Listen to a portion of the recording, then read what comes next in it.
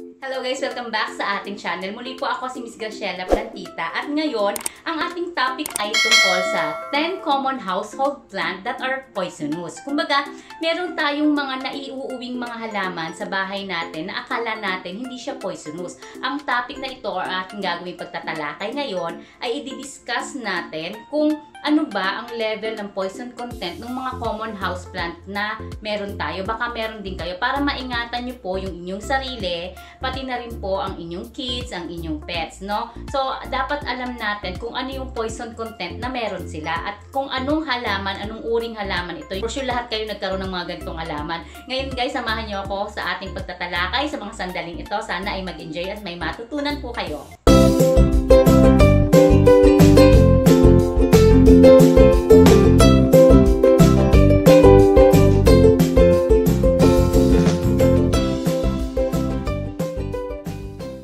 Hello viewers! Ang mga indoor plants ay magagandang addition sa ating tahanan at ito ay mayroong napakaraming benefit. Ito ay nakakatulong din sa pag-improve ng itsura ng ating mga tahanan at nakapagbibigay ito ng good vibes sa ating paligid. Ngunit sa kabila nito ay mahalaga na ating malaman kung ano ang posibilidad na panganib na dulot nito sa ating pamilya. Maraming mga common houseplant ang safe at mayroon ding mapanganib para sa ating mga pets at sa ating mga children. Kaya ngayon ay ating alamin kung ano-ano ba ang mga poisonous common houseplant bago natin ito maiuwi sa ating tahanan. Paalaala, ang iba dito ay tiyak na paborito natin gaya ko, pero mainam na maging maingat tayo kung ito ang ating iuwi sa ating bahay. Number 1. Dieffenbachia o dumpkin. Ito ay common houseplant na maaaring mayroon ka sa iyong bakuran. Malimit itong makita na nakatanim sa gilid ng kalye. At mayroong itong iba't ibang uri ng variety na talaga namang nakakaakit tignan, gaya na lamang ng Dieffenbachia cheetah, isang uri ng hybrid na Dieffenbachia. Ang mga dahon nito ay makakapal na akala mo ay plastic, matibay ito at madaling alagaan. Ngunit sa kabila nito, ang cells nito ay mayroong needle-shaped calcium oxalate crystals na ang tawag ay rapides. Pag ang dahon nito ay nanguya mo o nanguya ng iyong alagang hayop, ito ay magbubunga ng temporary burning sensation o erythema. Ibig sabihin ay pamumula ng balat. Kapag naman ito ay iyong nalunok ay maaaring magdulot ng burning of mouth at throat. Maaari rin itong magdulot ng pagkapunit ng iyong soft tissue at maging dahilan ng pamamaga. Kung ating i-rate ang toxicity level nito from 1 to 10, 10 ang pinakamataas para sa isang common houseplant, ito ay le-level sa number 8. Kung bet mo talaga ang ganitong itsura ng halaman, ay maaari ding maging alternative dito na safe i-display sa iyong bahay ay variegated rubber plant, prayer plant, at cast iron plant. Number 2. Caladiums. Ito ay kabilang sa Araceae family. Ang kanyang green, heart-shaped na mga dahon na mayroong splash na pinkish red ay signature feature ng napakagandang halamang ito. Ngunit ito rin ay maituturing na isa sa mga poisonous houseplant. Gaya ng Dieffenbachia, ito ay nagdudulot din ng extreme irritation and swelling ng bibig, dila at lalamunan kung ito ay iyong nakain o nakain ng iyong mga pets. Dahil ito ay mayroon ding rapides gaya ng ibang halaman. Though, hindi particularly na nakakalason sa adults ito dahil lalabas lang ang symptoms nito kung large amount ang iyong nakain. Ito ay very toxic sa young children at pets. Kung i-rate ang toxicity level nito, ito ay nasa number 7. Itong mahirap tanggapin na ang caladium ay kasama sa mga poisonous houseplant. Kung bet na bet mo talaga ito, huwag lang kalimutan o paalaala lamang na ilayo ito sa iyong pet at sa iyong children. Number 3. Philodendron. Ang halamang ito ay isa sa pinakapaboritong i-collect at alagaan ng mga plant enthusiasts. Kabilang na ako doon. Dahil sa hindi komplikado ang pagbuhay dito at ito ay maituturing na isa sa mga easy to care plants. Matatag ito at karamihan sa species na ito ay mabubuhay sa indoor, kaya naman napakaraming plant mommies na ito ang kanilang paboritong halaman sa lahat.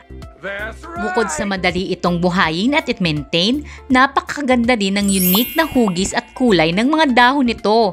Ngunit paalaala, Ito isang genus na halaman na mildly toxic sa ating mga pets na kung saan kapag ito ay nakain ay maaaring makaramdam ng oral irritation, pananakit at pamamaga ng bibig, dila at labi at pagkahirap sa paglulon. Ngunit hindi gaya ng Dieffenbachia at Caladiums, ang toxicity level ng Philodendron ay number 3 lang. Ito ay mildly toxic.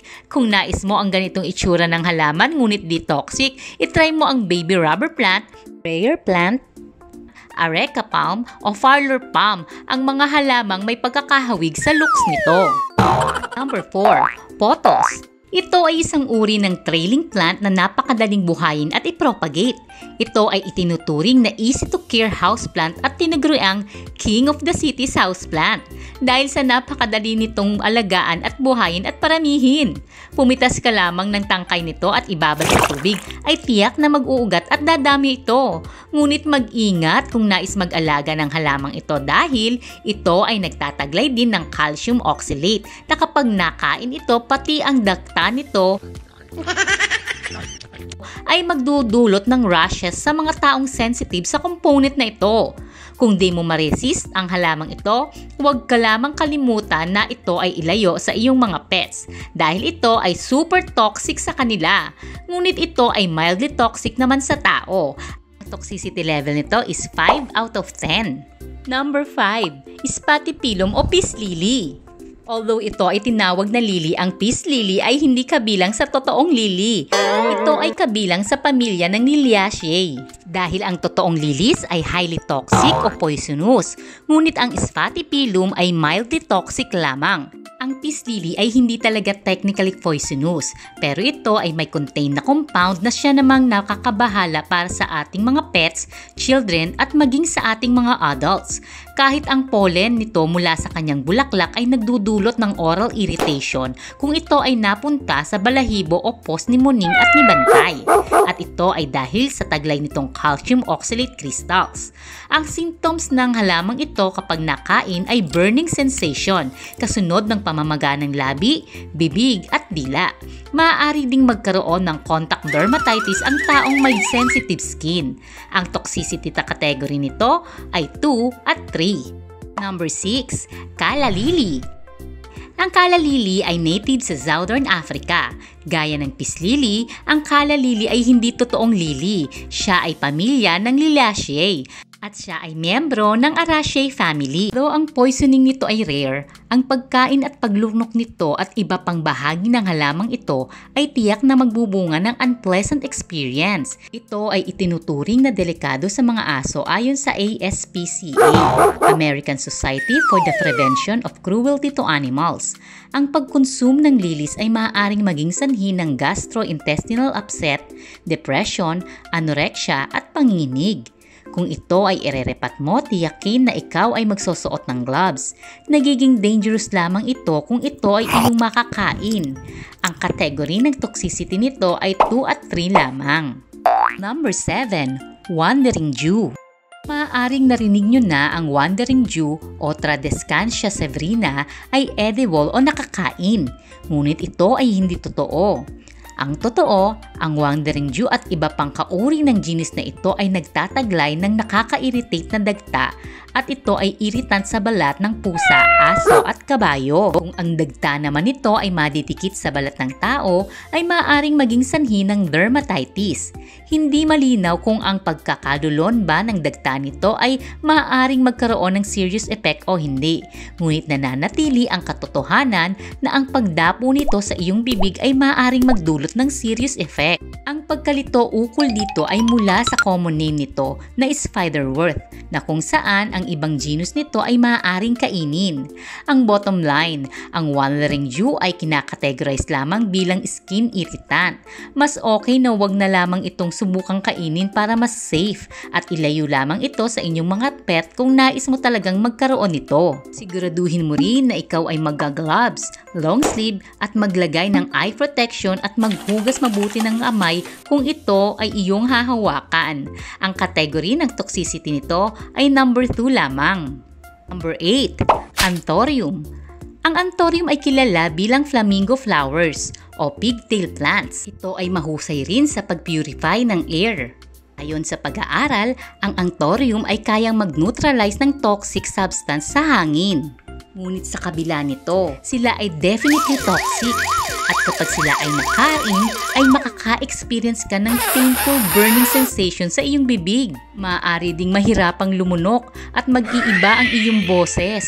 Maaring ikaw ay magkaroon ng blisters at pamamaga sa loob ng iyong bibig. Ang dagta nito ay nakaka-irritate din sa skin at sa eyes dahil ito ay nagtataglay ng insoluble calcium oxalate crystals, pareho sa mga halaman mula sa Araceae family. Pagkagat at pagnguya sa halamang ito ay maaaring mag-release ng crystal na nagiging cause ng penetration at irritation sa mouth at GI tract. Number 9. Snake plant. Ang snake plant o Sansevieria tripasciata ay native sa Asia at Africa. Ang halamang ito ay considered safe pero sila ay mildly toxic kapag iyong nakonsume. Ang halamang ito ay excellent sa pagtanggal ng mga air pollutant indoor. Pero mag-ingat dahil ang halaman ito ay nagdudulot ng pagkakasakit ng iyong anak at ng iyong alagang pet at maging ikaw kapag ito ay nakain. Dahil ang kanyang mga dahon ay nagtataglay ng poison na nagiging sanhi ng pamamaga at pamamanhid ng iyong dila pag marami ang nakain. Ito ay masigit na toxic sa mga aso at pusa. Sila ay makakaranas ng nausea, pagsusuka at pagtatai kapag ito ay kanilang nakain. Toxicity category nito ay nasa number 3 at number 4. Number 10. ZZ plant. Ang Zamioculcas zamiifolia o ZZ plant ay itinuturing na isa sa pinakamatatag na halaman. Ika nga, as tough as nail na houseplant. Ito ay kayang-kayang mag-survive mapadilim man o mapaliwanag. Unfortunately, ang halamang ito ay kasama sa listahan ng mga poisonous houseplant dahil lahat ng bahagi ng halamang ito ay kinukonsiderang toxic sa tao at sa hayop. Pero hindi naman kagaya ng pinaniniwalaan ng iba na ang ZZ plant ay nagiging cause ng cancer. Mali po iyon. Kaya lang naman naging poisonous o naging toxic ang ZZ plant dahil ito ay nagpo-produce ng compound na nagiging sanhi ng irritation kapag na-expose sa ating skin o aring magdulot ng pagkasawi pag ito ay iyong nakain.